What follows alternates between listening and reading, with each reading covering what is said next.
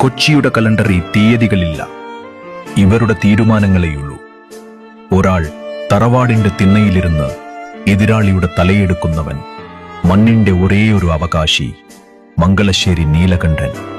മറ്റൊരാൾ 7-ാം നിലയിലെ ചില്ലുകൂട്ടിലിരുന്ന് സാമ്രാജ്യങ്ങൾ ചീട്ടുകൊട്ടാരം പോലെ തകർക്കുന്നവൻ, തീരത്തിന്റെ ചോദ്യം ചെയ്യപ്പെടാത്ത സുൽത്താൻ അലക്സാണ്ടർ. ഒരേ രാജ്യം, 2 ചക്രവർത്തികൾ,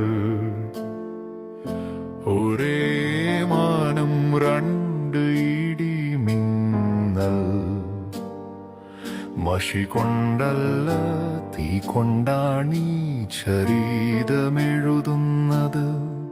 കളിയുടെ തുടക്കമീവിടെ, കഥയുടെ തുടക്കമീവിടെ. മാനം മുട്ടും സൗധങ്ങളിൽ കേൾക്കും പേര് അലക്സാണ്ടർ.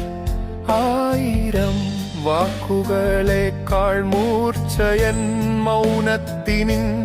ഈ മഹാനഗരമെൻ സാമ്രാജ്യം, ഇരുളാടൻ നിയമം. എന്റെ കാൽ ചുവടുകളാണ് ഈ നഗരത്തിൻ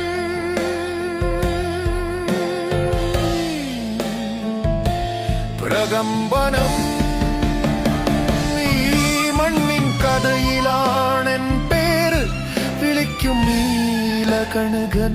എൻ ഗർജനമാണ് ഈ നാട്ടിലെ അവസാനത്തെ വിധി.